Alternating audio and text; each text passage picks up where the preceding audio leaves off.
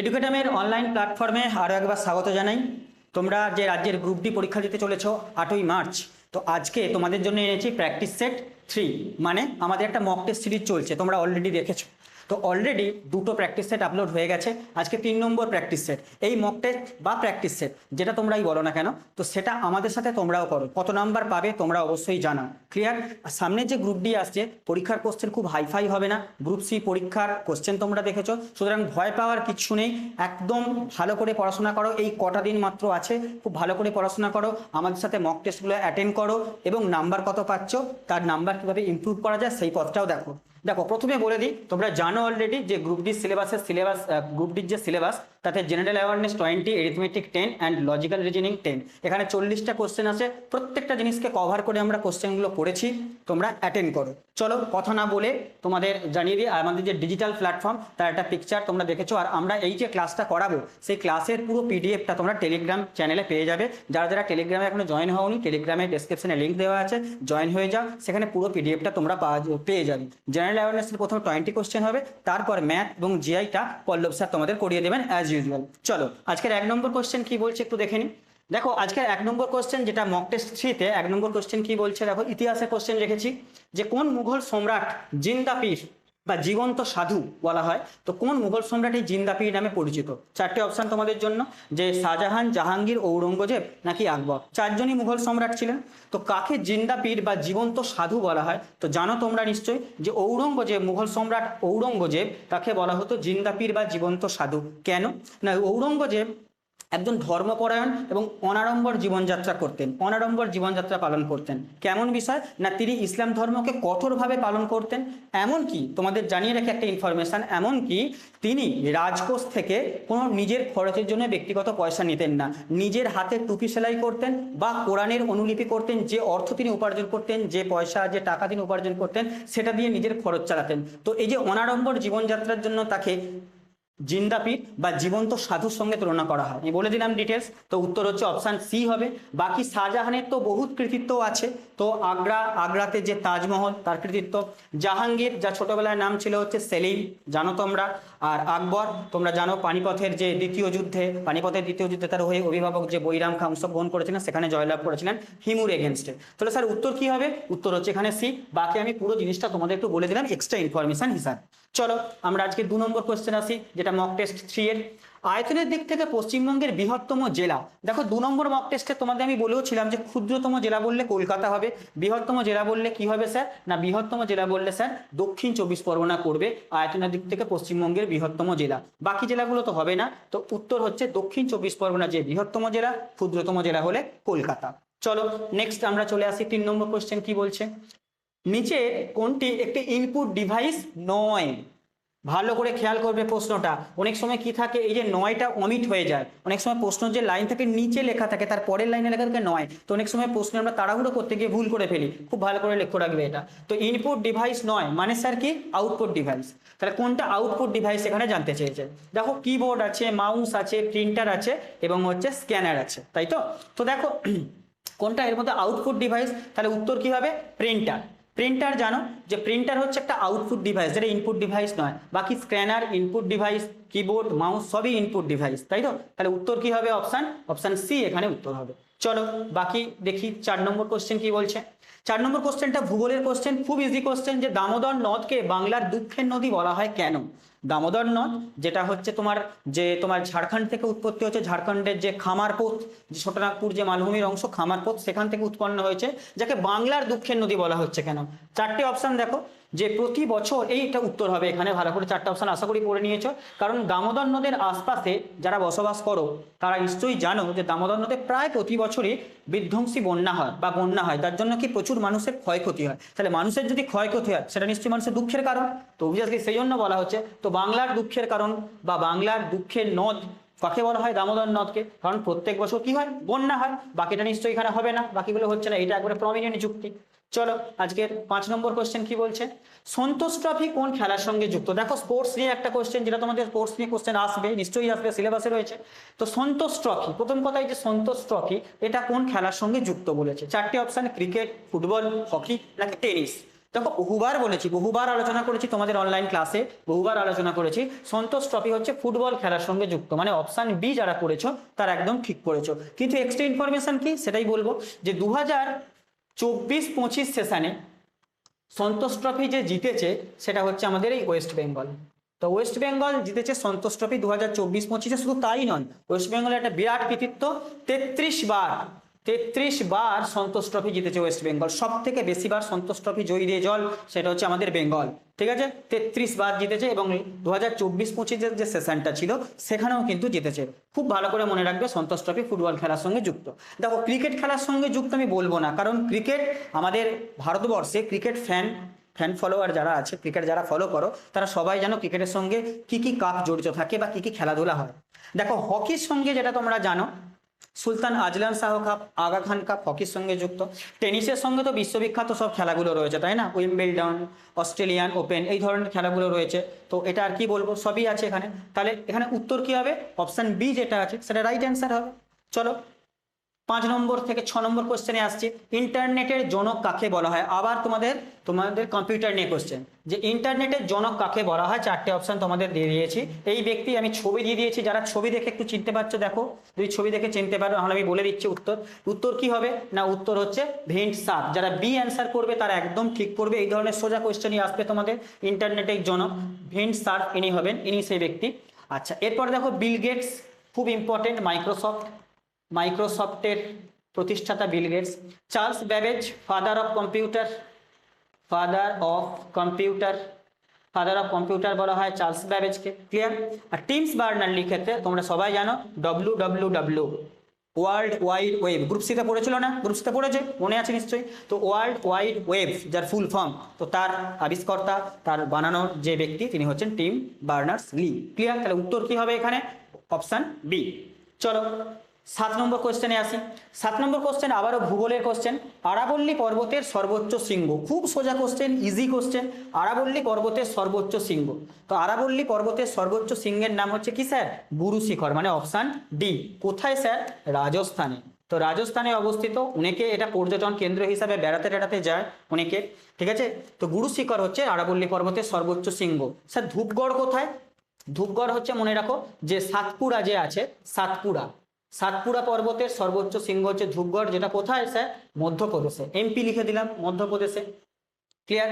দেখো দোদাবেতা, যেটা হচ্ছে নীলগিরির সর্বোচ্চ শৃঙ্গ, নীলগিরির সর্বোচ্চ শৃঙ্গ হচ্ছে দোদাবেতা। কোথায় স্যার, তামিলনাড়ু, টিএন লিখে দিলাম। ক্লিয়ার?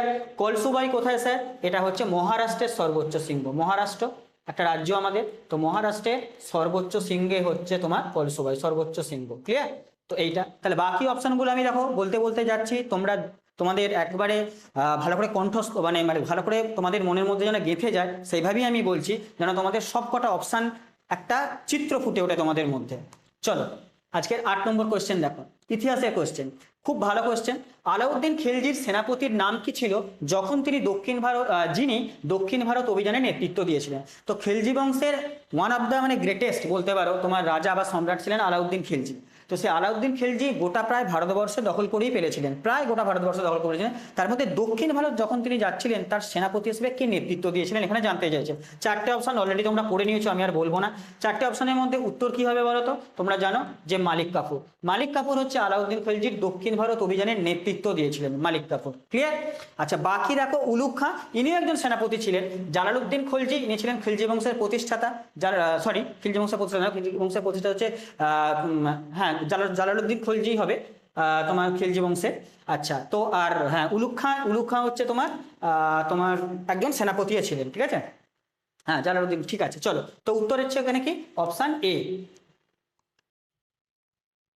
9 নম্বর প্রশ্ন হচ্ছে মানিবিল সংক্রান্ত, যেটা হচ্ছে তোমার সংবিধানের প্রশ্ন। তো মানিবিল বলছে যে মানিবিল কেবলমাত্র কোথায় পেশ করা যায়, মানিবিল কেবলমাত্র কোথায় পেশ করা যায়? 4টে অপশন, রাজ্যসভা, লোকসভা, বিধান পরিষদ নাকি উচ্চ আদালত। এখানে 4টে অপশন রয়েছে। তো তোমরা জানো যে মানিবিলের আর্টিকেল নাম্বারটা তোমরা জানো, নিশ্চয়ই জানা উচিত এটা, কারণ পরীক্ষায় আসতে পারে। আর্টিকেল নাম্বার 110 আছে মানিবিল বা অর্থবিল, তাই তো। তো এটা কেবলমাত্র কোথায় পেশ করা যায়? মনে রাখবে মানিবিল কেবলমাত্র লোকসভাতেই পেশ করা যায়। মানি বিল কেবলমাত্র লোকসভাতে পেশ করা যায়, লোকসভায় পাস হওয়ার পর সেটা রাজ্যসভাতে যায় বটে, কিন্তু রাজ্যসভায় কেবলমাত্র 14 দিনের জন্য। যদি রাজ্যসভায় পাস হোক বা না হোক, রাজ্যসভার ওর মেয়াদকাল হচ্ছে 14 দিন, তারপর সরাসরি কোথায় যাবে? রাষ্ট্রপতির কাছে যাবে, তাই তো? তাহলে কোথায় উত্থাপন করা যাবে? একমাত্র লোকসভাতে। এখানেও হবে না, এখানেও হবে না, এখানেও হবে না। ক্লিয়ার? চলো বাকি তোমার 10 নম্বর কোশ্চেন দেখো। 10 নম্বর কোশ্চেনটা কি বলছে? স্মৃতি মানধানা কোন খেলার সাথে যুক্ত? আবারও খেলা নিয়ে একটা প্রশ্ন রেখেছি, খেলা নিয়ে প্রশ্ন রেখেছি যে স্মৃতি মানধানা কোন খেলার সাথে যুক্ত, তাই তো? তো দেখো তোমাদের কি মনে পড়ছে? যদি না মনে পড়ে তোমরা একটু দেখো, ছবিটা যদি থাকে তো দেখাই একটু। তো দেখো ইনি হচ্ছেন স্মৃতি মানধানা, ছবিটা নিশ্চয়ই চিনতে পারছো তোমরা।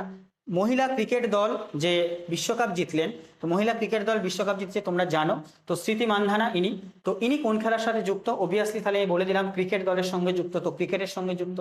আচ্ছা, অ্যাথলেটিক্সে যদি বলো তো তোমরা পিটি উষার নাম জানো, অ্যাথলেটিক্সে পিটি উষার তোমরা নাম জানো।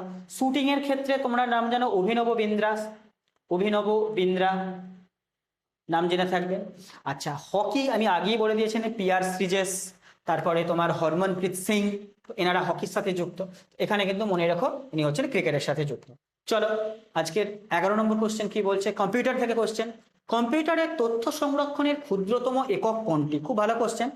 কম্পিউটারের তথ্য সংরক্ষণের জন্য ক্ষুদ্রতম একক কোনটি, এটা জানতে চেয়েছে তোমাদের কাছে। বিট, কিলোবাইট, নিবল নাকি বাইট?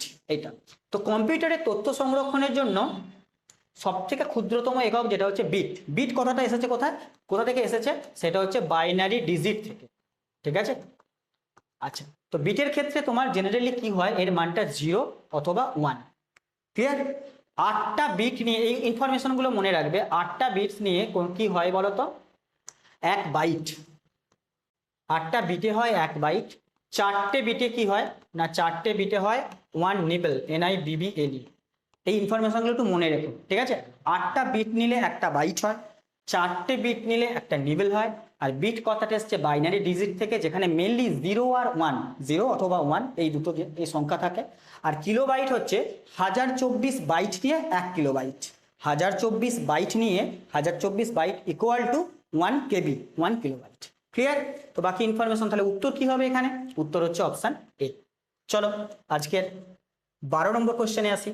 পশ্চিমবঙ্গের দীর্ঘতম সেতু, আমি আগের একটা মক টেস্টে তোমাদের বলেছিলাম যে পশ্চিমবঙ্গের দীর্ঘতম নদী দিয়েছিলাম, এবার বলছি পশ্চিমবঙ্গের দীর্ঘতম সেতু কোনটা? 4টে অপশন, ফারাক্কা ব্রিজ, বিদ্যাসাগর সেতু, হাওড়া ব্রিজ নাকি জয়ী সেতু। এটা সম্ভবত কোনো একটা বছরের পুলিশের পরীক্ষা বা কোনো একটা প্রিভিয়াস ইয়ারে পড়েছিল, তোমরা যারা কোশ্চেন ফলো করো তারা জানো। তো এই হচ্ছে উত্তরটা কি হবে, খুব ভালো করে মনে রেখো। যে ব্রিজটার কথা এখানে বলবো সেটা হচ্ছে জয়ী সেতু বা জয়ী ব্রিজ। কোথায় আছে? কোচবিহারে। যারা কোচবিহার থেকে দেখছো তারা নিশ্চয়ই, আমাদের স্টুডেন্ট যারা, তারা নিশ্চয়ই জানো যে কোচবিহারে আছে জয়ী সেতু, যেটা হচ্ছে পশ্চিমবঙ্গের দীর্ঘতম সেতু। আমি ছবিও দিয়ে দিয়েছি, পশ্চিমবঙ্গ সরকারের দেখো লোগো সমেত একটি ছবি আছে, সেটা আছে। কোথায় আছে? তিস্তা নদীর ওপর জয়ী সেতু আছে, যেটা 2021-এ উদ্বোধন হয়েছে, এবং এর দৈর্ঘ্য দেখো 3.29 কিলোমিটার। পশ্চিমবঙ্গের দীর্ঘতম নদী সেতু দেওয়া আছে। আচ্ছা, এবার দেখো ফারাক্কা ব্রিজ, আমি বললাম যে ফারাক্কা ব্রিজের ওখান থেকে গঙ্গা নদী দুভাগে ভাগ হয়ে গেছে। ধুলিয়ানের মানে মুর্শিদাবাদের ধুলিয়ান থেকে একটা পদ্মা নাম নিয়ে চলে গেছে, আর একটা ভাগীরথী হুগলি নাম নিয়ে দক্ষিণবঙ্গের দিকে এসেছে। বিদ্যাসাগর সেতু, যেটা আমরা দ্বিতীয় হুগলি সেতু বলি, সেটা যে বিদ্যাসাগর সেতু। আর হাওড়া ব্রিজ, যেটাকে আমরা বলি রবীন্দ্র সেতু। ক্লিয়ার? তো প্রত্যেকটা অপশন আমি বলে দিলাম, উত্তর কি হবে? Option D. চলো আজকের 13 নম্বর কোশ্চেনে আসি। বাউল গানের বিকাশে কার অবদান সব থেকে বেশি বলে মনে করা হয়? বাউল গান, বাউল সঙ্গীত, অনেকে শোনো তোমরা, অনেকে জানো বাউল সঙ্গীত কত সুন্দর হয়। তো বাউল গান, এই যে বাউল গানের যে প্রসার, তার জন্য সব থেকে অবদান কার? তো উত্তরটা যিনি হবেন তিনি হচ্ছেন লালন ফকির। নাম তো শুনেই থাকবে নিশ্চয়ই লালন ফকিরের। তো লালন ফকিরের সব থেকে গুরুত্বপূর্ণ যে বাউল গানের যে বিকাশ বা তার প্রসার, তার জন্য লালন ফকিরের দেখো আমি একটা ছবি দিয়ে দিয়েছি এখানে একটা, তো ছবির সঙ্গে নিজেরা কানেক্ট করো, বাকিরা তো হচ্ছে না। চলো 14 নম্বর কোশ্চেনে আসি, ইতিহাসের কোশ্চেন। গৌতম বুদ্ধ কোথায় তার প্রথম ধর্ম উপদেশ বা ধর্মচক্র প্রবর্তন করেছিলেন? খুব সোজা কোশ্চেন, ইতিহাসের কোশ্চেন। ধর্মচক্র প্রবর্তন গৌতম বুদ্ধ কোথায় কোথায় কোথায় করেছিলেন? 4টে অপশন। কি হবে অপশন? উত্তর দিয়ে দিয়েছো, উত্তর কি হবে? সারনাথ। সারনাথে গৌতম বুদ্ধ প্রথম তার ধর্ম উপদেশ বা ধর্মচক্র প্রবর্তন করেছিলেন। কুশীনগর, কুশীনগর ছিল মল্ল রাজ্যের রাজধানী, মল্ল রাজ্য। তো মল্ল রাজ্যের রাজধানী কুশীনগরে তার কি হয়েছিল? মৃত্যু হয়েছিল। কার? গৌতম বুদ্ধের। আচ্ছা, লুম্বিনী উদ্যানে কি হয়েছিল? না লুম্বিনী উদ্যানে তার জন্ম হয়েছিল। নেপালের লুম্বিনী উদ্যান। আর বৌদ্ধগয়া যিনি হচ্ছেন বোধি লাভ করেছিলেন বা বোধিসত্ত্ব লাভ করেছিলেন সেটা হচ্ছে বৌদ্ধগয়া। ক্লিয়ার? তাহলে উত্তর কি হবে স্যার? উত্তর হচ্ছে ডি। চলো আজকের 15 নম্বর কোশ্চেনটা একটু দেখে নিই। বিখ্যাত ফুটবলার লিওনেল মেসি সবাই চেনো, চেনো না এমন কেউ নেই, যারা ফুটবল দেখো না তারাও চেনো, বাই নামটা শুনে থাকবে। তবু তোমাদের জন্য ছবি থাকলে আমি প্রোভাইড করে দেবো। তো দেখো ছবিটা একটু দেখে নাও। তো এখানে প্রশ্নটা বলছে লিওনেল মেসি চেনো কি চেনো না সেটা প্রশ্ন নয়, প্রশ্নটা দিয়েছে উনি কোন ক্লাবের হয়ে খেলেন। আল নাসার, বার্সেলোনা, ইন্টার মায়ামি নাকি প্যারিস সেন্ট মানে পিএসজির হয়ে, কোনটার হয়ে খেলেন আর কি। ক্লিয়ার? তো দেখো লিওনেল মেসি তোমরা জানো যে উনি হচ্ছেন আর্জেন্টিনার বাসিন্দা, আর্জেন্টিনার বাসিন্দা। তো উনি কোন ক্লাবের হয়ে বর্তমানে খেলেন? উনি হচ্ছেন এই ক্লাবটার হয়ে খেলেন, যে ক্লাবটা হচ্ছে কার? আমেরিকা যুক্তরাষ্ট্র, অর্থাৎ আমেরিকা যুক্তরাষ্ট্র বলছি, মার্কিন যুক্তরাষ্ট্রে 2028 পর্যন্ত কন্ট্যাক্ট আছে। 2028 মানে 2025 সম্ভবত নভেম্বর ডিসেম্বর থেকে 2028 পর্যন্ত কন্ট্যাক্ট আছে। তিনি এই ক্লাবের হয়ে খেলবেন, ক্লাব ফুটবল খেলবেন। মনে রাখবে অপশন সি উত্তর হবে। আর একটা ক্লাব এখানে ইম্পর্টেন্ট, সেটা হচ্ছে আল নাসার। এই আল নাসার ক্লাবে আরেকজন বিখ্যাত প্লেয়ার খেলেন, তার নাম, তাকেও তোমরা সবাই চেনো, সেটা হচ্ছে পর্তুগালের প্লেয়ার। পর্তুগালের প্লেয়ার বলতে হবে, আশা করি বলতে পারবে, যে রোনাল্ডো, ক্রিশ্চিয়ানো রোনাল্ডো নাম শুনেছো। উনি হচ্ছেন আল নাসার, সৌদি আরবের একটি ক্লাব। তো সৌদির একটি ক্লাব আল নাসার, তো সেখানে তিনি খেলেন ক্লাবের হয়ে। ক্লিয়ার? তো উত্তর এখানে সি হবে। চলো নেক্সট 16 নম্বর কোয়েশ্চেনে আসি। ভারতীয় জাতীয় কংগ্রেসের মানে আইএনসির প্রথম অধিবেশন কোথায় বসেছিল? তো জাতীয় কংগ্রেসের প্রতিষ্ঠা, প্রথম অধিবেশন কোথায় বসেছিল, কে সভাপতি ছিলেন, এই ইনফরমেশনগুলো তোমাদের মনে রাখতে হবে, কারণ ইতিহাস আর ভূগোল তোমাদের কিন্তু সিলেবাসের মধ্যে আছে। জাতীয় কংগ্রেস তো খুব ইম্পর্টেন্ট। তো এখানে কি হবে বলো তো, যে জাতীয় কংগ্রেসের প্রথম যে অধিবেশন কোথায় বসেছিল, তাহলে উত্তর হবে কোথায় না বোম্বে, বা আজকের দিনে যেটা হচ্ছে মুম্বাই। গোকুলদাস তেজপাল সংস্কৃত কলেজ, মনে পড়ছে? গোকুলদাস তেজপাল সংস্কৃত কলেজে প্রথম যে তোমার অধিবেশনটা বসেছিল, যে অধিবেশনের সভাপতি ছিলেন উমেশ চন্দ্র বন্দ্যোপাধ্যায়। মনে পড়ছে যদি বলো, উমেশ চন্দ্র বন্দ্যোপাধ্যায় প্রথম তোমার অধিবেশনের প্রথম সভাপতি ছিল। পরেরটা হয়েছিল কলকাতায়, দাদাভাই নৌরোজি ছিলেন, আশা করি মনে পড়ছে কলকাতায়। তারপরেরটা হয়েছিল বদরুদ্দিন তৈয়বজি ছিলেন তৃতীয় অধিবেশনের সভাপতি, যেটা হয়েছিল কোথায়? চেন্নাইয়ে হয়েছিল, পরপর আমি বলে দিলাম। আর লাহোরের যে সেশনটা হয়েছিল খুব ইম্পর্টেন্ট, লাহোরের সেশন 1929-এ জওহরলাল নেহেরু সভাপতি হয়েছিলেন, রাভি নদীর তীরে লাহোরে হয়েছিল। সব কটা ইনফরমেশন বলে দিলাম। চলো 17 নম্বর কোয়েশ্চেন। ভারতের দক্ষিণতম বিন্দুটির নাম কি? মানে ভারতের সব থেকে দক্ষিণে থাকা যে বিন্দুটা সেটার নাম কি, সেটা আমি বলে দিই। 4টি অপশন, ইন্দিরা পয়েন্ট, কিবিথু, ইন্দিরা কোল নাকি কন্যাকুমারী। তোমরা করে ফেলেছো আশা করি, এত সোজা সোজা কোশ্চেন তোমরা নিশ্চয়ই করে ফেলবে। তাই উত্তর কি হবে স্যার? যে তোমার আন্দামান নিকোবর দ্বীপপুঞ্জে যে ইন্দিরা পয়েন্ট রয়েছে সেটা হচ্ছে ভারতের সব থেকে দক্ষিণতম বিন্দু। ঠিক আছে স্যার, কিন্তু এখানে কন্যাকুমারীও আছে। কি করবো স্যার? অবভিয়াসলি তুমি ইন্দিরা পয়েন্টই করবে। কন্যাকুমারী কখন উত্তর হতো? যদি বলতো ভারতের মূল ভূখণ্ডের দক্ষিণতম বিন্দু, ভারতের যে মূল ভূখণ্ড তার দক্ষিণতম বিন্দু করলে কন্যাকুমারী হতো, কিন্তু অল ওভার ভারত বলেছে তোমাকে ইন্দিরা পয়েন্টই করতে হবে। ক্লিয়ার? আচ্ছা, ইন্দিরা কোল কোনটা? না ভারতের সব থেকে উত্তরতম বিন্দু, সেটা হচ্ছে ইন্দিরা কোল। আর কিবিথু কোনটা? ভারতের সব থেকে পূর্বে অবস্থিত যে বিন্দুটা বা যে জায়গাটা সেটা হচ্ছে কিবিথু, যেটা তোমার অরুণাচল প্রদেশে পড়বে। ক্লিয়ার হয়ে গেল? চলো আমরা চলে আসি 18 নম্বর কোয়েশ্চেনে আসবো। 18 নম্বর কোয়েশ্চেনটা একটু দেখে নিই। 18 নম্বর কোশ্চেন হচ্ছে, রাজ্যপালের পদের জন্য প্রার্থীর ন্যূনতম বয়স কত হতে হবে? খুব ভালো কোশ্চেন। রাজ্যপাল, কোন রাজ্যের রাজ্যপাল হতে গেলে তার মিনিমাম বয়স কত হতে হবে? তো মনে রাখবে শুধু রাজ্যপাল নয়, রাজ্যপাল এবং রাষ্ট্রপতি দুজনেরই মিনিমাম বয়স কত হতে হবে? না 35 বছর। দুজনেরই বয়স হতে হবে 35 বছর। ক্লিয়ার? তাহলে স্যার 21 বছর হলে কি করতে পারবো? শুধুমাত্র ভোট দিতে পারবো না? ভোট তো দিতে পারবে 18 বছর হলে। 21 বছর হলে তুমি ভোটের সাথে সাথে পঞ্চায়েত ভোটে তুমি যদি দাঁড়াতে চাও, পঞ্চায়েত ভোটে তুমি যদি প্রার্থী হতে চাও, পঞ্চায়েতের যদি সদস্য হতে চাও, তুমি 21 বছরের জন্য তুমি একদম পারফেক্ট। আর 30 বছর হলে তোমার কি হবে না, রাজ্যসভার তুমি মেম্বার হতে পারবে। রাজ্যসভার মেম্বার হওয়ার জন্য 30 বছর। 25 বছর হলে স্যার লোকসভার মেম্বার হতে পারবে, লোকসভার মেম্বার হতে পারবে, কোনো অসুবিধা নেই। ক্লিয়ার? চলো আজকের তারপরে কোশ্চেন 19 নম্বর কোশ্চেন দেখো। পশ্চিমবঙ্গের গাজন উৎসব মূলত কোন দেবতার আরাধনার সঙ্গে যুক্ত? আমি যখন কালচারের অনেকগুলো ভিডিও আমাদের প্লেলিস্টে আছে, তোমরা পারলে দেখে নিও পরীক্ষার আগে। তো সেখানে কিন্তু এই কোশ্চেনগুলো বহুবার তোমাদের পড়িয়েছি, আরেকবার রিপিট হচ্ছে এখানে দেখো। যে গাজন উৎসব তোমরা অনেকেই জানো, পশ্চিমবঙ্গে যারা থাকো তারা জানো যে গাজন উৎসব, এই যে একটা ছবি দিয়ে দিয়েছি তোমাদের দেখো গাজনের, তো এটা কোন দেবতার উদ্দেশ্যে বা কোন আরাধনা দেবতার উদ্দেশ্যে করা হয়? সেটা হচ্ছে মহাদেব বা শিব। তো মহাদেব বা শিবের উদ্দেশ্যে বা তার সঙ্গে যুক্ত হচ্ছে যে উৎসব সেটা হচ্ছে গাজন উৎসব, যেটা হয়ে থাকে। ক্লিয়ার? ছবিটা একটু দেখে নাও। চলো চলে আসি আজকের আজকের যে মক টেস্ট 3 এর যে আজকে জিকের লাস্ট কোয়েশ্চেন 20 নম্বর কোয়েশ্চেন। কম্পিউটারের ভাষায় পিডিএফ এর ফুল ফর্ম কি? তোমরা বলো না স্যার পিডিএফ চাই দিন স্যার পিডিএফ, সেই পিডিএফ বলতে চেয়েছি। তো এটাই পরীক্ষায় ধরো পড়ে গেল। তুমি যদি পিডিএফ চাই বলো, সবসময় তোমরা জানো কথাটার সঙ্গে পরিচিত, যদি তার ফুল ফর্মটা না করতে পারো 1 নাম্বার গেল, তাই না? তো উত্তর কি হবে? উত্তর হচ্ছে অপশান সি হবে, সেটা হচ্ছে যে portable document format. Portable document format সেটা হচ্ছে যে তোমার পিডিএফ। ক্লিয়ার? তাহলে উত্তর হচ্ছে অপশান এখানে সি হবে। বোঝা গেল আশা করি।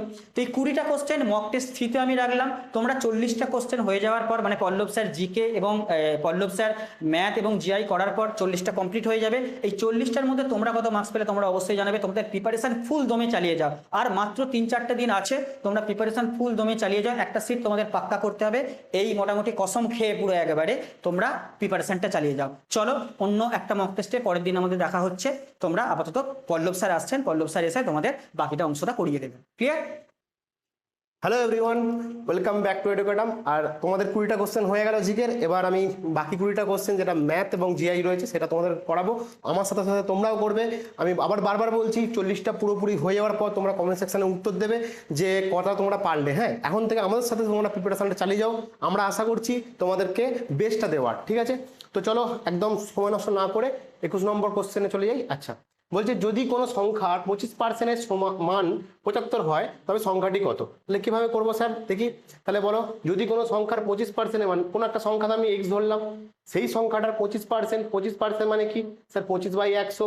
ঠিক আছে, ইজিক্যাল টু তোমার কত বলেছে? এর মানটাই বলে দিয়েছে দেখো 75। তাহলে আমি 75 লিখলাম। এবার কাটাকাটি করো, কোনো অসুবিধা নেই। 25 দিয়ে এটাকে কাটো। 25 কত হয়? 25 3 75, তাই তো? 3 দিয়ে এটাকে গুণ করলে কত হবে স্যার? 3 100 300। তাহলে কি করে গুণ করলাম স্যার? এই কোনাকুনি গুণ হয়, তাই তো? তাহলে কত হয়ে গেল উত্তর?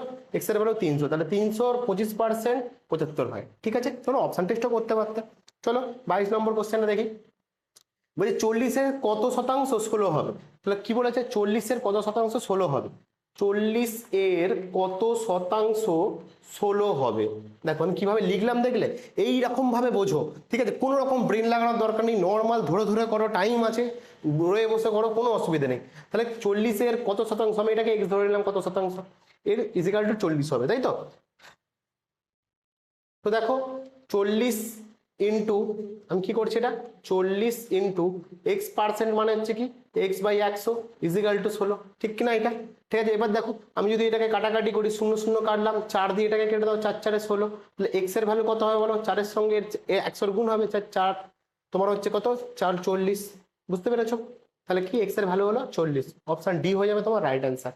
ঠিক আছে, চলো পরবর্তী কোশ্চেন দেখি। 23 নম্বর কোশ্চেনটা বলছে দুটি সংখ্যার লসাগু দেওয়া আছে 36 এবং গসাগু দেওয়া আছে 2। একটি সংখ্যা 18 হলে অন্যটি কত? বলো, এর থেকে সোজা অঙ্ক আর কিছু আছে? তাহলে আমরা কি করে করব? যারা করে ফেলেছো তারা উত্তর দিয়ে দিয়েছো, অসুবিধা নেই। আর যারা করনি তারা দেখে নাও। আমরা ছোটবেলা থেকে জানি যে দুটি সংখ্যার ক্ষেত্রে বললে, দুটি সংখ্যার ক্ষেত্রে তাদের লসাগু আর যদি গসাগুকে গুণ করা হয়, তাহলে হচ্ছে গসাগুকে গুণ করা হয়, তাহলে সংখ্যা দুটির গুণফল পাওয়া যাবে। মানে একটি সংখ্যা আমি যদি এক্স ধরি আর একটা সংখ্যা যদি ওয়াই ধরি, তাদের দুজনের গুণ আর লসাগু আর গুণ গসাগু করলে সেই দুটো সংখ্যা পাওয়া যায়। এটা হচ্ছে গল্প। তাহলে দেখো আমাকে লসাগু কত দেওয়া আছে স্যার? 36 দেওয়া আছে, তাই তো? গসাগু কত দেওয়া আছে স্যার? 2 দেওয়া আছে।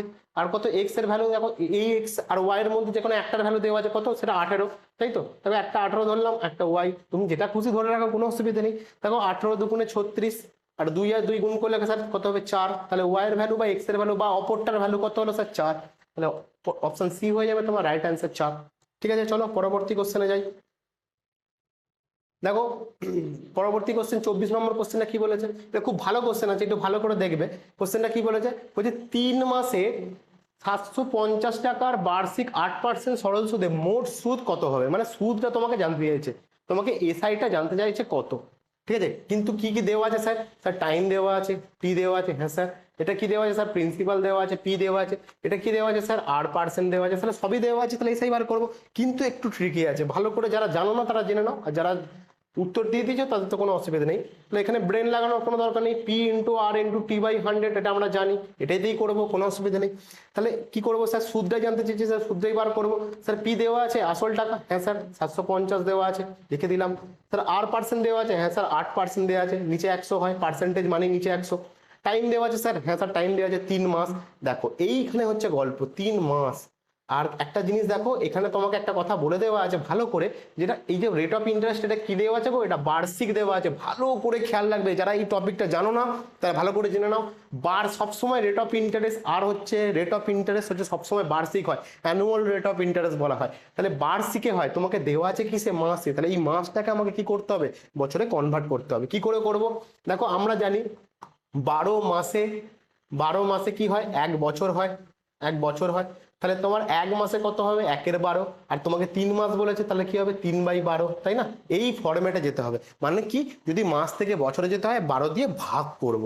ঠিক আছে, যদি এটা এখানে মাসের জায়গায় তোমাদের দিনও দিতে পারে, তোমাদের যদি একটু একটু ট্রিকি কোশ্চেন হয়, এই মাসের জায়গায় তোমাকে এখানে দিন দেবে, তখন কি করব স্যার, তখন 365 দিয়ে ভাগ করব। কি করব, 365, 365 দিয়ে, কারণ আমরা জানি 365 দিনে একটা বছর হয়। তাহলে বছরে কনভার্ট করতে গেলে 365 দিয়ে ভাগ, আর মাসে কনভার্ট করতে গেলে 12 দিয়ে ভাগ। মনে হচ্ছে অপ্রয়োজনীয়, কিন্তু অনেকের জন্য প্রয়োজনীয়।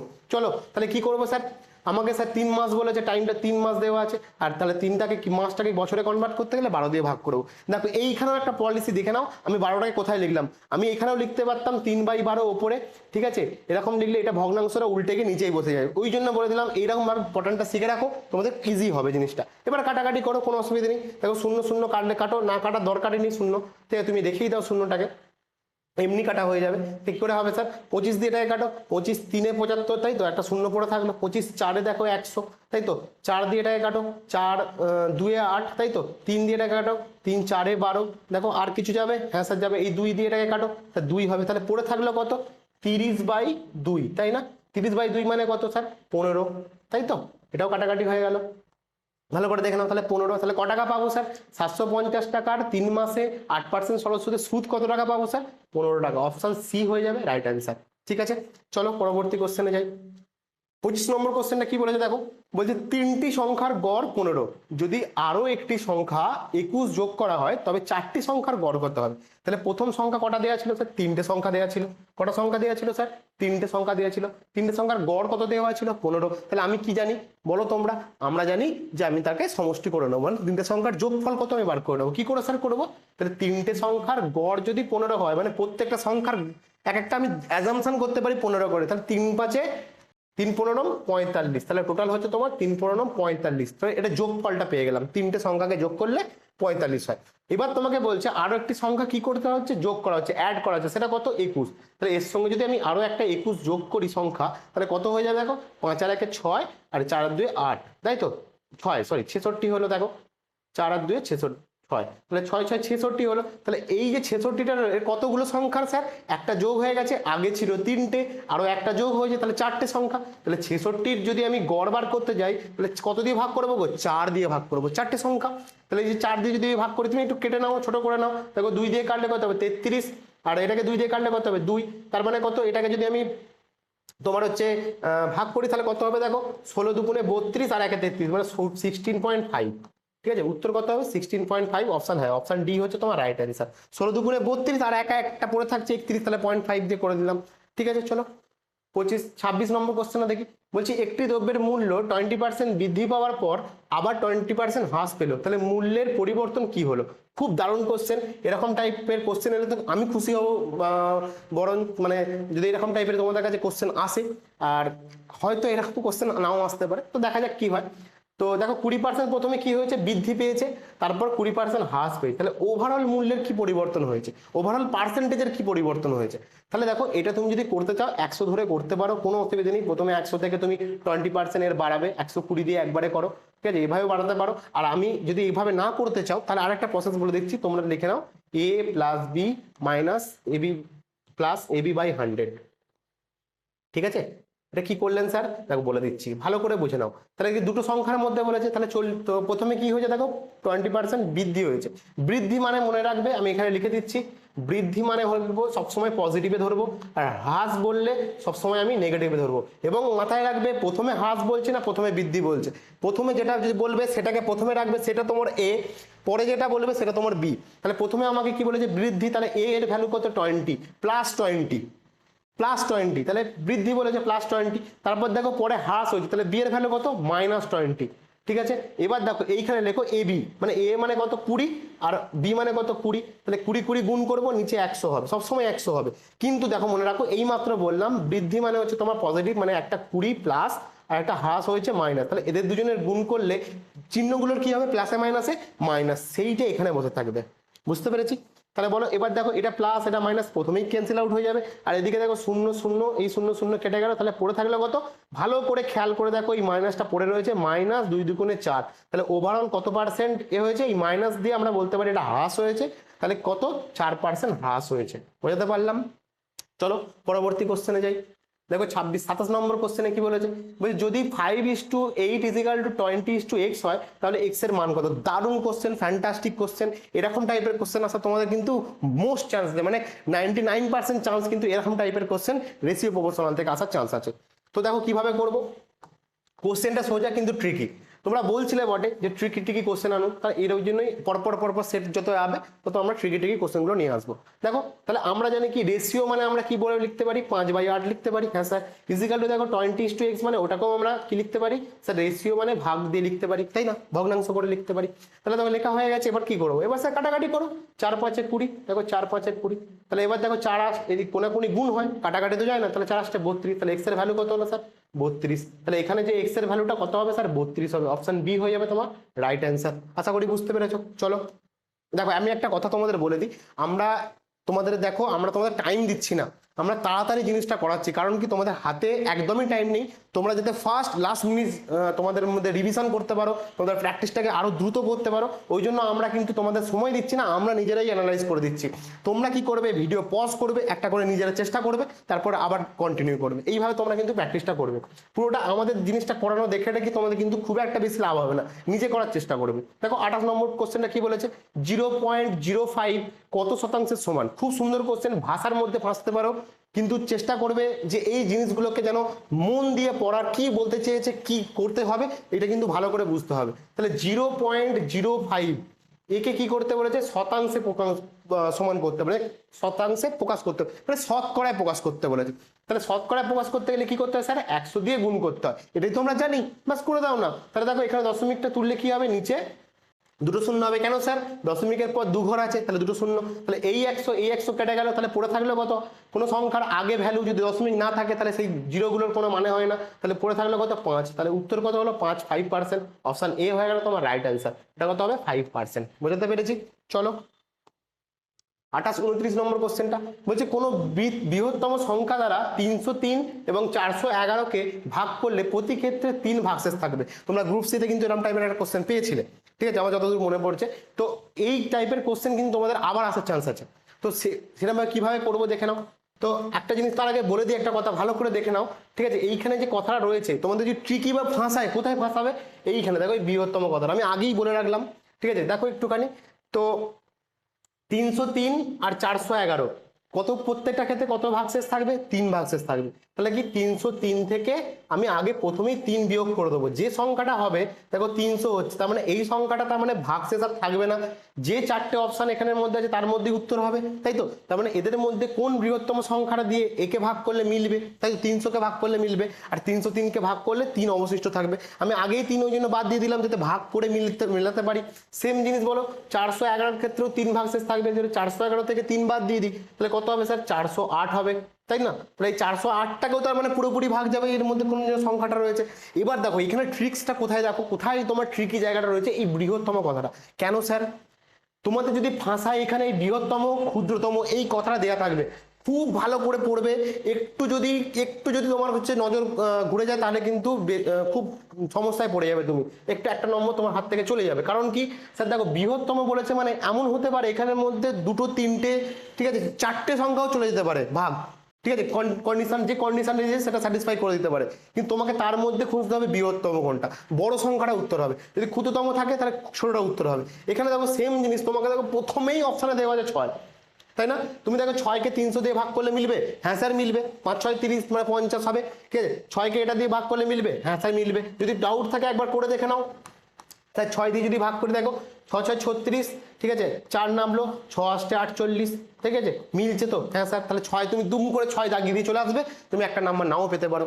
তুমি ভাববে আমি ঠিক করে এসেছি, তাই না? তাহলে দেখো তোমাকে প্রত্যেকটা চেক করতে হবে। আগে দেখো 10 দিয়ে চেক করো, 10 দিয়ে স্যার 300-কে তো যাবেই, কারণ একে যাবে না। কারণ কি স্যার, লাস্টে স্যার 10 মানে লাস্টে শূন্য থাকতে হবে, এর শেষে কত আছে? 8 আছে। তাহলে এটা তো উত্তর হলো না, আমি প্রথমেই বাদ দিয়ে দিলাম। স্যার 15-র ক্ষেত্রে যাবে না স্যার, যাবে না। কারণ কি স্যার, 300 যাবে দেখতে পাচ্ছি, কিন্তু 408 যাবে না। কেন যাবে না স্যার? 408-এ দেখো লাস্টে কিন্তু 8 আছে, আর এর শেষে 15-র শেষে 5, লাস্টে কত আছে? 5 আছে, মানে 5 থাকতে হবে, মানে শূন্য থাকতে হবে, তবে সেই সংখ্যাটা ভাগ যাবে 15 দিয়ে, তাই তো? তাহলে সেক্ষেত্রেও হচ্ছে না। তাহলে উত্তর 12 হতে পারে কি, সেটাও দেখে নিই একবার। দেখো 300-কে 12 দিয়ে যাবে, হ্যাঁ স্যার যাবে। 300-কে যদি আমি 12 দিয়ে যদি 300-কে ভাগ করি স্যার, 25 12 300 হয়, আমরা জানি, সবসময় অঙ্ক করি আমরা জানি। স্যার 408-কে যাবে, করে দেখে নাও একবার, 12 দিয়ে দেখে নাও। দেখো 3 12 36, ঠিক আছে, 4 নামলো 48 হলো, তাহলে কি 12 দিয়ে যাবে স্যার? হ্যাঁ।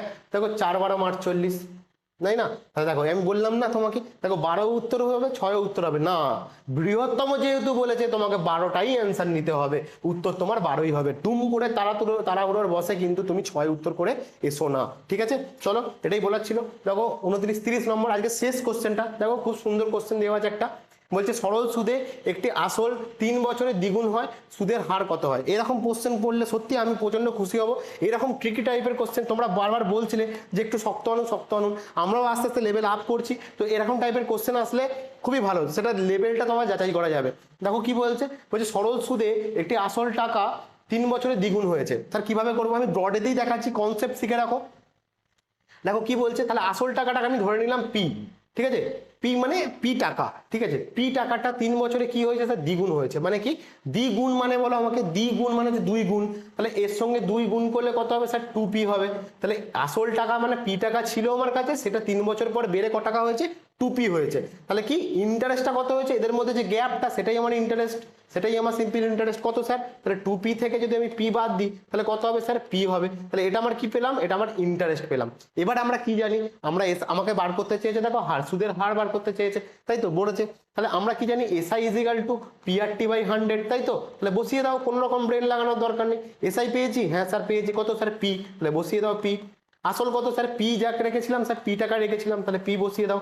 আর পার্সেন্ট ওটা বার করতে বলেছে, টি কত স্যার? 3 বছরে হবে। আর পার্সেন্টেজ চিহ্ন মানে নিচে 100 আসে, পি কেটে যাবে। দেখো পি এদিকে গুণ আকারে আছে, ওইদিকে গেলে ভাগ হবে, কেটে যাবে। তাহলে পড়ে থাকছে কত? দেখো আর = এই 100টা উপরে গুণ হবে, 3টা নিচে গুণ হবে, তাহলে 100/3।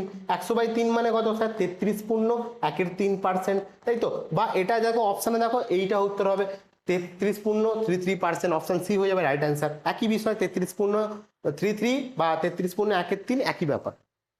চলো পরবর্তী কোশ্চেনে যাই। দেখো এবার তোমাদের হচ্ছে জিআই এর কোশ্চেন আসছে 31 থেকে 10টা কোশ্চেন। দেখো বলছে নিচের 4টির মধ্যে কোনটি বাকিদের থেকে আলাদা, মানে অড ওয়ান আউট জানতে চেয়েছে। দেখো কি কি দেওয়া আছে অপশনগুলো, দেখো ছাগল, বাঘ, গাভী আর হরিণ, ঠিক আছে? তাহলে বলো, তোমরা নিজেরা করো, চেষ্টা করো। তাহলে হ্যাঁ ঠিকই বলেছো, উত্তর কোনটা হবে বলো? বাঘ হবে উত্তর। কেন স্যার বাঘ হবে? কারণ স্যার দেখো ছাগল, স্যার ছাগল কি স্যার? ছাগল হচ্ছে তৃণভোজী প্রাণী। স্যার গাভী কি? গরু, স্যার তৃণভোজী প্রাণী। হরিণ কি স্যার? তৃণভোজী প্রাণী। একমাত্র বাঘ হলো মাংসাশী প্রাণী। তাহলে উত্তর কোনটা হবে? তোমার হচ্ছে অপশন বি হয়ে যাবে, বাঘ উত্তর হয়ে যাবে রাইট অ্যান্সার। চলো পরবর্তী কোশ্চেনে যাই। 32 নম্বর কোশ্চেনটা কি বলেছে? বলছে একজন মহিলার দিকে তাকিয়ে রাহুল বললেন, উনি আমার মায়ের একমাত্র পুত্রের মা। মহিলাটি রাহুলের কে হন? তোমরা নিজেরা করো। এগুলো তো বিশাল ব্রেন লাগানোর দরকার নেই, একটু খালি ভালো করে চিন্তা ভাবনা করলেই উত্তর হয়ে যাবে। তাহলে রাহুল, একজন রাহুল আছে, ঠিক আছে? রাহুল বলে ভদ্রলোক, তিনি কার দিকে তাকিয়েছেন? একটা মহিলার দিকে তাকিয়েছেন। এই মহিলার দিকে তাকিয়ে বলছেন, ইনি আমার মা যে আছেন, আমার মায়ের একমাত্র পুত্র মা। মানে আমার মায়ের একমাত্র পুত্রের মা মানে কি?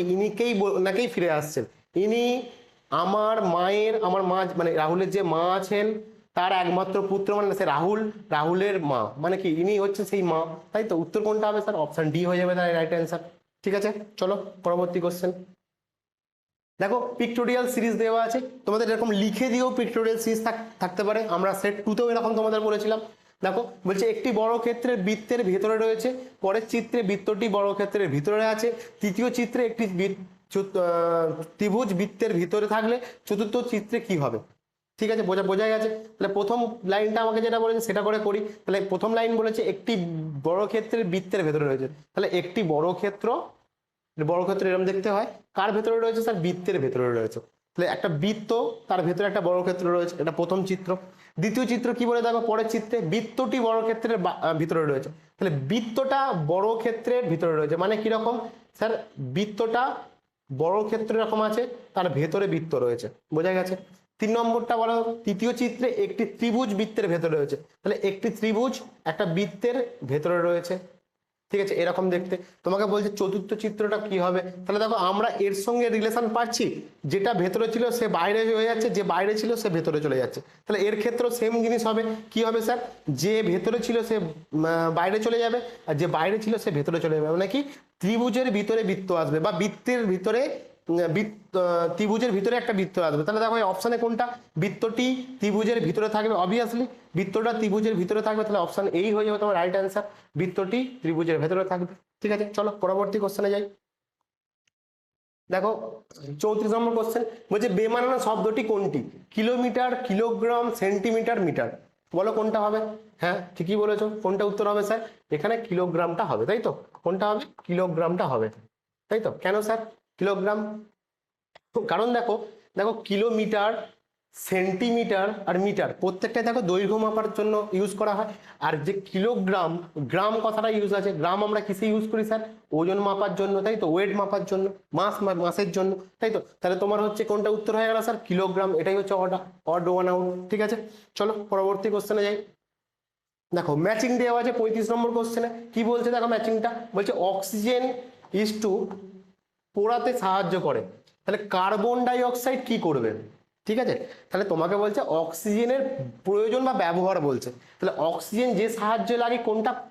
পুড়তে সাহায্য করে, মানে কোনো কিছু আমরা জানি দহনে সাহায্য করে অক্সিজেন। আর কার্বন ডাই অক্সাইড কিসে সাহায্য করে? দেখো অপশনগুলো দেখো, ওজন বাড়াতে সাহায্য করে না স্যার। আগুন নেভাতে সাহায্য করে, অবভিয়াসলি আগুন নেভাতে সাহায্য করে, এক্সটিংগুইশার হিসাবে কাজ করে। কার্বন ডাই অক্সাইড বিস্ফোরণ ঘটাতে তো নয়, আর শ্বাসকার্যে সাহায্য করে না, শ্বাসকার্যে সাহায্য তো করে না, আমরা ওটাকে ত্যাগ করে দিই, তাই তো? চলো পরবর্তী কোশ্চেনে যাই। দেখো 36 নম্বর কোশ্চেনটা কি বলেছে? একটা দেখো সিরিজ দেওয়া আছে তোমাকে, ঠিক আছে, সেই সিরিজটা তোমাকে ফুল আউট করতে হবে। কি দেওয়া আছে দেখো, F2, তারপর ড্যাশ, তারপর D8, তারপর C16, তারপর B32। তাহলে দেখো কি করে করবো স্যার? এটা দেখো এই লজিক্যালি না, এই যে লজিকটা দেওয়া হয় তোমাদের এইরকমই আসবে লজিক, যদি এরকম আসে। কিভাবে আসবে? নাম্বার থেকে কিন্তু অ্যালফাবেটিক্যালের দিকে যাবে না, যেটা অ্যালফাবেট দেওয়া আছে মানে সেটা অ্যালফাবেটের মধ্যে সিরিজ থাকবে, নাম্বার আছে মানে সেটা নাম্বার সিরিজের মধ্যেই থাকবে। বোঝাতে পারলাম কি বললাম? আমি আবার বলছি, এই যে FDCB এরা শুধুমাত্র অ্যালফাবেটিক্যালি থাকবে, মানে তোমার যে ABCD সিরিজে তার মধ্যে রিলেশন থাকবে। 2, 8, 16, 32 এরা কিন্তু শুধু তোমার নিউমারিক্যালি থাকবে, মানে সংখ্যা তত্ত্বের বিষয়ই থাকবে। এটাই হচ্ছে মেন লজিক। তাহলে কি করে করব? দেখো তুমি দেখো FDC, আগে সংখ্যাগুলো অ্যালফাবেট গুলো দেখো, দেখো FDCB মানে কি এই দিক থেকে এইদিকে যাচ্ছে, তাই না? এদিক থেকে এদিকে যাচ্ছে, BCD, তারপর কি হবে? তার E হওয়ার কথা। দেখো অপশানের দিকে এবার তাকাও, অপশানে দেখো দুটো E আছে, একটা E4, একটা E3, তাই তো? তাহলে এবার কোনটা উত্তর হবে? তার জন্য কি দেখতে হবে আমাকে? দেখো এবার সিকুয়েশন দেখতে হবে, নাম্বারের সিকুয়েশনটা দেখো। এবার দেখো দেখো নাম্বারগুলো দেখো 32, 16, 8, তাহলে নাম্বারগুলো কোন দিকে যাচ্ছে? এই দিকে যাচ্ছে। তাহলে 2, তারপর কিছু একটা হবে, তারপর 8 হচ্ছে, তারপর 16 হচ্ছে, তারপর 32 হচ্ছে। দেখো তাহলে কি হবে এখানে স্যার? 4 হবে। দেখো 2 দুগুণে 4, 4 দুগুণে 8, 8 দুগুণে 16, 16 দুগুণে 32, 2 করে গুণ হচ্ছে, তাই না? প্রত্যেকটা ক্ষেত্রে 2 গুণ হচ্ছে। তাহলে কত হওয়ার কথাটা? E4 হওয়ার কথা। অপশন সি হয়ে যাবে তোমার রাইট অ্যান্সার, E4। ঠিক আছে, চলো 37 নম্বর কোশ্চেনটা দেখি। বলছে বেমানান শব্দ কোনটি? কি কি দেওয়া আছে? দাবা, ফুটবল, লুডো, তাস, বলো তোমরা কোনটা উত্তর হবে? হ্যাঁ ঠিকই বলেছো, ফুটবল উত্তর হবে। কেন স্যার? কারণ দাবা হচ্ছে তোমার ইনডোর, লুডো ইনডোর, আর তোমার হচ্ছে তাসও ইনডোর, সবাই হচ্ছে তোমার ইনডোর গেম। ঠিক আছে, শুধুমাত্র একমাত্র ফুটবল যেটা তোমার হচ্ছে তুমি ঘরের মধ্যে খেলতে পারো না, যদি তুমি খেলতে চাও খেলতে পারো, কিন্তু তোমার টিভি, টিউবলাইট কিছু এইসব ভেঙে যাবে, এটাই ইচ্ছা আর কিছু না। চলো পরবর্তী কোশ্চেনে যাই। দেখো 38 নম্বর কোশ্চেনটা কি বলছে? মমতা বললেন এই মেয়েটি আমার মায়ের নাতনি। ঠিক আছে, তোমাকে বলছে মমতা কোনো বোন নেই। এটা দেখো ভালো একটা কোশ্চেনটা, কি বলছে? মমতার কোনো বোন নেই। ঠিক আছে, এটা একটা জিনিস বলেছে। আর একটা কি দিয়েছে আমাকে? মেন ক্রাইটেরিয়া কি দিয়েছে? এই মেয়েটি আমার মায়ের নাতনি। তাহলে মেয়েটির সাথে মমতার কি সম্পর্ক? তাই তো, তোমরা করো এটা। তো মমতা বললেন, তাহলে মমতা বলে একজন ব্যক্তি রয়েছেন, তিনি বললেন এই মেয়েটি, মানে কোনো একটা মেয়ে রয়েছে, এখানে আমি মেয়ে বলে লিখলাম, এই যে মেয়েটি রয়েছে এই মেয়েটি হচ্ছে আমার মায়ের, মানে মমতার যে মা আছে, মমতার যে মা আছে তার মেয়ের মানে হচ্ছে তোমার এই মমতার কাছেই ফিরে আসছে। যেহেতু মমতার কোনো বোন নেই মানে হচ্ছে মমতার কাছেই ফিরে আসছে, মমতার মেয়ে, তার মানে হচ্ছে মমতা যিনি ব্যক্তি তারই মেয়ে হচ্ছে এই মেয়েটি। তাহলে তোমাকে বলছে মেয়েটির সাথে মমতার কি সম্পর্ক, তাহলে অবভিয়াসলি মেয়েই হচ্ছে, তাহলে অপশন সি হয়ে যাবে তোমার রাইট অ্যান্সার। ঠিক আছে, চলো পরবর্তী কোশ্চেনে যাই। দেখো 39 নম্বর কোশ্চেনটা কি বলেছে, দেখো তোমাদের এই সিকোয়েন্সে একটা দেওয়া আছে, তোমাদের ম্যাচিং এর জিনিস, এটা তোমরা নিজেরা চেষ্টা করো, তারপর আমি বলে দিচ্ছি তোমাদেরকে। দেখো কি দেওয়া আছে, 2 4 20 3 9 90 1 5 কি বক্সটা জানতে চাইছে। তাহলে এটা আগে বলো কোন লজিক্যালি হবে। স্যার লজিক্যালি হচ্ছে কি ওপর থেকে নিচে আমি দেখে বুঝতে পারছি। প্রথমত দেখো, প্রথমত ট্রাই করো ওটা, যেদিকে দেখবে বেশি সংখ্যা আছে তার মানে সেই দিকেই হচ্ছে ইকুয়েশনটা যায়। ঠিক আছে, তো দেখো এখানে 2 আছে 4 আছে 20 করতে হবে, কোনো কিছু কি করা যাবে? হ্যাঁ স্যার ভাবো, দেখো হ্যাঁ হবে। তা 2 এর যদি আমরা স্কোয়ার করি তাহলে কত হবে স্যার? 2 দুগুণে 4 হবে, তাই না? 4 এর যদি আমরা স্কোয়ার করি, যে পরের সংখ্যাটা 4 আছে, 4 এর যদি স্কোয়ার করি 4 4 16 হবে। এবার কি 20 করা যাবে এদের দুজনকে? হ্যাঁ স্যার, যদি যোগ করে দিই তাহলেই 20 হয়ে যাবে, তাই না? তাহলে একটা আমি লজিক খুঁজে পেলাম। দ্বিতীয়টার ক্ষেত্রেও দেখো মিলছে কিনা। 3 এর স্কোয়ার দেখো কত হবে স্যার? 3 তিরিকে 9 হবে। 9 এর স্কোয়ার 9 9 কত হবে স্যার? 81 হবে। এদের দুজনে যোগ করলে স্যার কত হবে স্যার? 81 আর 9 যোগ করলে স্যার কত হয় স্যার? 90 হয়। তাহলে এটাও স্যার লজিক্যালি মিলছে, তাহলে আমরা ঠিক ধরে ফেলেছি। তাহলে কি হবে স্যার বলো? তাহলে 1 এর স্কোয়ার প্লাস হচ্ছে তোমার 5 এর স্কোয়ার যোগ করে দিলে উত্তরে যাবে। 1 এর স্কোয়ার 1 হয়, 5 এর স্কোয়ার স্যার 25 হয়, তাহলে যোগ করলে স্যার কত হবে স্যার? 26 হবে, তাই না? তাহলে উত্তর কোনটা হলো? অপশন এ হয়ে যাবে তোমার রাইট অ্যান্সার 26। ঠিক আছে, চলো আজকের শেষ কোশ্চেন 40 নম্বর কোশ্চেনটা দেখো। তোমাদের হচ্ছে ম্যাথামেটিক্যাল অপারেশন বা ম্যাথামেটিক্যাল প্রবলেম দেওয়া আছে, এটা জিআই এর মধ্যেই পড়ে এটা। তো দেখো কিভাবে দেওয়া আছে, বলছে ভাগ চিহ্ন, মানে এই চিহ্নটা মানে হচ্ছে ভাগ, মাইনাস চিহ্ন মানে হচ্ছে যোগ, গুণ চিহ্ন মানে হচ্ছে তোমার বিয়োগ, আর প্লাস চিহ্ন মানে হচ্ছে গুণ। মানে তোমাকে এবার এই ইকুয়েশনটার ভ্যালু জানতে চেয়েছে। ঠিক আছে, তাহলে কিভাবে করবো? যেখানে যেখানে যা যা বলেছে আমি তাই তাই করবো। ঠিক আছে, তাহলে দেখো 8 প্রথমে কি আছে? ভাজিতক চিহ্ন রয়েছে, তাই তো? তাহলে প্রথম চিহ্ন কি রয়েছে? তার ভাজিতক চিহ্ন রয়েছে। তাহলে ভাগ থাকলে কি বলেছে? ভাগই রাখতে বলেছে, তাহলে ভাগ রেখে দিলাম। তারপরে কত হচ্ছে? সংখ্যাটা 4 রয়েছে। তারপর দেখো মাইনাস দেওয়া আছে তোমার এখানে, তাহলে মাইনাস বললে কি বলেছে স্যার? যোগ করতে বলেছে, তাহলে যোগ করলাম। পরে সংখ্যাটা কি আছে? 6 আছে। তারপর দেখো কি আছে? প্লাস আছে। প্লাস মানে কিছু স্যার বলে দিয়েছে? হ্যাঁ স্যার, গুণ দেওয়া আছে, তাহলে গুণ করে দিলাম প্লাসটাকে। তাহলে প্লাসটাকে কি করলাম? গুণ করলাম। তারপর কি সংখ্যা আছে? 3 আছে, তাই তো? তারপর আছে দেখো গুণ চিহ্ন, তাহলে গুণ চিহ্ন বা ইনটু চিহ্ন কি দেওয়া আছে? দেখো গুণের চিহ্ন মানে হচ্ছে তোমাকে দেওয়া আছে বিয়োগ, তাই তো? তাহলে বিয়োগ করে দিলাম। তারপর পরের সংখ্যাটা কত আছে? 4। তাহলে এইটার ভ্যালু এবার তোমাকে বার করতে হবে। ঠিক আছে, তাহলে করো। তো প্রথমেই বলে দিচ্ছি, ব্র্যাকেট তো এখানে নেই, তাহলে DMAS মানে হচ্ছে বদমাসের DMAS, এই ফরম্যাটটা ধরেই কিন্তু করবে এগুলো। তাহলে দেখো তুমি এখানে কি করবে, দেখো প্রথমেই আছে ভাগের পোর্শন, ডি ফর ডিভিশন, তাহলে ভাগটা আগে করে নাও। দেখো 8 থেকে যদি আমি 8কে যদি 4 দিয়ে ভাগ করি স্যার 4 দুগুণে 8 হয়। তারপর পরের সংখ্যাটা রেখে দাও, কোনো অসুবিধা নেই। ঠিক আছে, রেখে দিলাম। তারপরেরটা দাও কি করে করবো স্যার? এরপর ডিভিশনের কাজ হয়ে গেছে মানে স্যার এবার মাল্টিপ্লিকেশনের কাজ করবো। স্যার মাল্টিপ্লিকেশন মানে এখানে কোথায় আছে স্যার? গুণ আছে, দেখো এখানে রয়েছে। তাহলে 2 রেখে দাও, প্লাস 3 6 কত হয় স্যার? 18 হয়, মাইনাস 4 যেমন আছে তেমন থাকলো। এবার স্যার কি করবো? এই এ আর এস এর মধ্যে তুমি যে কোনো একটা আগে করতে পারো, ডাজ নট ম্যাটার, কিন্তু যেটা তুমি আগে করবে তার সাইন ধরে করবে তাহলেই হবে। দেখো এখানে দেখো আমি আগে এইটাই করে নিচ্ছি। তাহলে 18 আর 2 যোগ করলে স্যার কত হয়? স্যার 18 আর 2 যোগ করলে 20 হয়, মাইনাস 4 হয়। ঠিক আছে, সবসময় চেষ্টা করবে যদি তুমি এই প্যাটার্নটা ফলো না করো, সবসময় এদিক থেকে যাবে তাহলেই হবে। ঠিক আছে, তাহলে 20 থেকে 4 বিয়োগ করে স্যার কত হয়? স্যার 16 হয়। তাহলে উত্তর কোনটা হলো স্যার? অপশন এ হয়ে গেল রাইট অ্যান্সার 16। ঠিক আছে, তো আজকে তোমাদের 40টা কোশ্চেন হয়ে গেল। তো এই পর্যন্তই থাকলো। তো তোমাদের যদি ক্লাসটা ভালো লাগে তোমরা লাইক শেয়ার সাবস্ক্রাইব করবে। আর যদি কোনো কিছু তোমাদের কোয়ারিজ থাকে, কোনো কিছু যদি তোমাদের বলার থাকে, কোনো সাজেশন থাকে, তোমরা কমেন্ট সেকশনে সেটা বলতে পারো। তো নতুন রকম কোশ্চেন চাইলে বা কোনো রকম কোনো ডেভেলপমেন্ট চাইলে তোমরা আমাদেরকে বলবে, আমরা সেটা তোমাদেরকে ফুলফিল করার চেষ্টা করব। আর 40টা কোশ্চেন হয়ে যাওয়ার পর তোমরা প্রত্যেকে কমেন্ট সেকশনে বলো তোমাদের কার কত স্কোর হলো। যার যেরকমই হোক সেটা প্র্যাকটিস করছো, আশা করি তোমাদের ভালো হবে। তো আমাদের সঙ্গে জুড়ে থাকো, stay tune. Thank you, bye by.